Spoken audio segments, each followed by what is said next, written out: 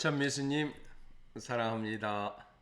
네, 마음을 모아 사랑을 모아 함께 가톨릭 교회 규리스를 공부하도록 하겠습니다. 먼저 제가 핸드폰이 있는데 그게 좀 고장이 나고 다시 고치고 뭐 하다가 전화 기능은 되는데 영상 기능이 좀 잘 안 돼서 결국 지금 이렇게 또 동일한 핸드폰을 샀습니다. 사서 지금 처음 이렇게 촬영을 합니다. 먼저는 카메라를 사려고 했더니 어느 분이 핸드폰을 사는 게 훨씬 낫다 그래서 그 영상이나 그 뭐랄까 질 같은 것 핸드폰 이 영상질이 핸드폰도 좋다고 그래서 핸드폰을 이렇게 해서 사서 다시 이렇게 영상을 처음 찍습니다. 왜냐면 뒷 화면이 좀 흐리고 그래서 그렇게 됐는데요. 오늘은 이제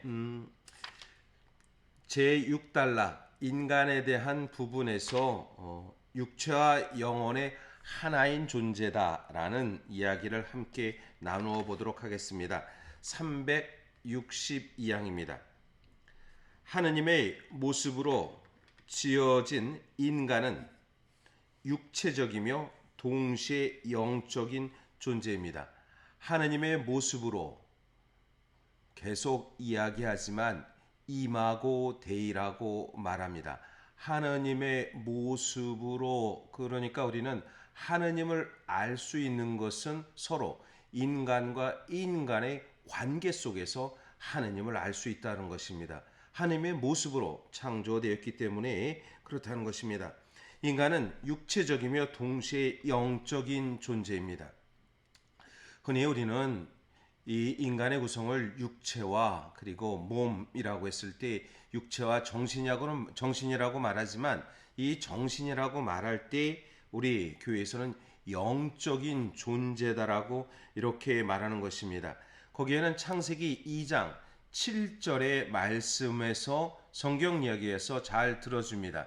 2장 7절 그때 주 하느님께서 흙의 먼지로 사람을 빚으시고 그 코에 생명의 숨을 불어 넣으시니 사람이 생명체가 되었다. 언뜻 들으면 우스운 이야기죠. 진흙을 빚어서 진흙이 이렇게 있으면 이 진흙이 후 불어서 사람이 됐다라는 이야기를 들었을 때는 참으로 어리석은 이야기가 아닐까라는 생각이 듭니다. 마치도 무슨 아이가 장난하듯 진흙으로 인간의 어떤 존엄성을 파괴한다고 생각할 수 있습니다. 그렇지만 그것이 아니라 바로 하느님께서 흙, 즉 모든 근원의 흙이라는 것입니다. 그래서 사람아 흙에서 왔으니 흙으로 돌아갈 것을 생각하십시오라고 저희 교회 가톨릭 교회에서는 사순이 시작되는 제2수요일 날 근본의 뿌리를 알도록 하게 되는 것입니다. 흙의 먼지로 그래서 사람은 흙과 함께 어우러져 있다. 모든 마치도 그래서 그리스의 어떤 근원의 우주의 근원에 흙, 물, 불, 공기 4대의 근원에 대한 부분에 쓸 때도 제일 먼저 흙에 대한 부분을 이야기합니다. 그래서 거기에 중요한 것은 생명의 숨을 넣었다. 후 하느님의 기운이 들어왔을 때 사람이라는 것입니다. 그러니까 하느님께서는 전체적으로 우리에게 원하신 것은 당신을 알 수 있도록 하느님께서는 우리를 창조하셨다라고 말하는 것입니다. 363항입니다. 영혼이라는 말은 성경에서 종종 인간의 생명이나 인격 전체를 말합니다. 인간 생명이나 인격 전체, 생명, 살아있음입니다.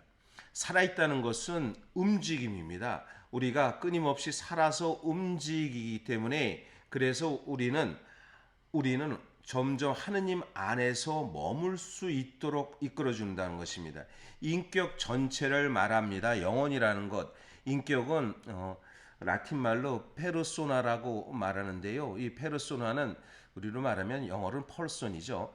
근데 이 페르소나는 라틴어로 말하면 가면, 연극을 할 때 가면을 쓰죠. 가면을 쓴다는 것은 처음에는 A라는 인물로서 또 B라는 인물 서로 바뀌는 것을 인격이라고 말하는데 그 속에 참된 가치가 있다라고 볼 때 그 안에 물론 저도 사제이면서 또 한편 다른 모습을 보이는 어떤 때는 어떤 친구로서 그리고 또 부모님을 모시는 자식으로서 그러면서 이 전체를 어우러질 때 하나의 인격체를 형성한다는 것입니다. 저희 뿌리의 인격이라는 것은 하나의 뿌리, 하느님의 자녀로서 사람됨을 간직하면서 살아간다는 것, 이것을 말할 수 있습니다. 그러면서 이 생명, 인간의 생명이나 인격, 이것은 인간의 가장 내밀한 것, 영혼도 마찬가지입니다. 또 가장 가치 있는 것을 가리킵니다. 그리고 특히 인간은 영혼을 통해서 하느님의 모습을 지니게 됩니다. 영혼은 인간의 영적인 근원이라고 말하는 것입니다. 그래서 육체적이면서 동시에 영적인 존재다라고 말했을 때 우리에겐 영혼이 있다라고 이렇게 영적 근거를 말하는 것입니다. 364항 인간의 육체는 하나님의 모습의 존엄성으로 참여합니다. 그것이 인간의 육체인 것은 정확히 말해서 영혼을 통해서 생명력을 얻기 때문입니다. 우리가 육체 그러니까 뭐 이 하나의 살덩이 그리고 어떤 때 육체가 쓸모없는 보잘것없는 가치 없는 그것이 아니라 바로 영혼을 통해서 생명체를 얻는다는 것입니다. 그래서 몸과 몸이 서로 만나서 살아가는 것, 부부로서도 그리고 부모와 자식으로서 또 한편 자식과 부모로서 서로 그리고 공동체 안에서 사람들끼리 부대끼면서 살아간다는 것이 바로 육체 안에서 어우러진다라고 합니다. 그래서 우리 흔히 그런 얘기를 합니다. 마음의 상처를 받기 때문에 사람들에게 멀리 떨어져 있는 것이 좋겠다. 그렇지 않으면 나 혼자 믿음도 나 혼자 살면 좋겠다라고 생각하지만 그렇지 않다는 것입니다. 왜? 하느님의 존엄성을 우리 육체를 얻었고 그 육체를 더 서로 간의 관계 속에서 더 아름답게 갖고 나간다는 것입니다. 그래서 우리 그리스도 몸 안에서 성령의 성전이 되는 것은 바로 우리 인간 전체라는 것입니다. 사도 바오로의 고린토 전서 6장에서 말씀하는 것처럼 여러분은 성령의 궁전입니다. 라는 것은 어마어마한 놀라운 신학적 가르침입니다. 우리가 성령의 궁전이다. 그 궁전엔 무엇을 모시겠습니까? 바로 궁전에 사는 것은 왕이 사는 것입니다. 우리 자신이 성령의 궁전으로서 그 안에 그리스도를 모시고 살기 때문에 그래서 우리가 그리스도의 몸으로서 있다라는 것을 이야기합니다. 그래서 우리가 그리스도의 몸으로서 그 지체로서 살아가기 때문에 우리 안에 어떤 때에 이 굉장히 그 파워풀한 그리고 주님 안에서 있음의 기쁨과 열정을 이렇게 말할 수 있습니다. 사목헌장 14항의 말씀입니다. 육체와 영혼으로 단일체를 이루는 인간은 그 육체적 조건을 통하여 물질 세계의 요소들을 자기 자신 안에 모으고 있습니다. 이렇게 물질 세계는 인간을 통하여 그 정점에 이르며 창조주께 소리 높여 자유로운 찬미를 드립니다. 그러므로 인간은 육체적 생활을 천시해서는 안 됩니다.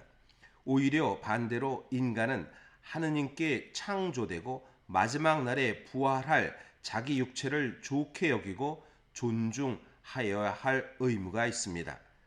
그렇습니다. 우리의 몸을 아끼고 사랑하는 것. 오늘 수고했어. 오늘 고마워. 라고 그러고 저도 아침마다 좀 자주 이렇게 하는데 거울을 바라보면서 하느님 안에서 내가 물론 아침에 일어나면 너무 지저분하고 얼굴도 뭐 별로 보기 흉하지만 그래도 하느님의 모상으로 제일 멋지다라는 자기 자신을 사랑하는 마음을 간직할 때 조금 더 삶 속에서 기쁨과 활력이 있다는 것을 다시 한번 기억했으면 좋겠습니다. 네, 오늘도 주님 안에서 행복한 하루가 되시기를 기원합니다. 네.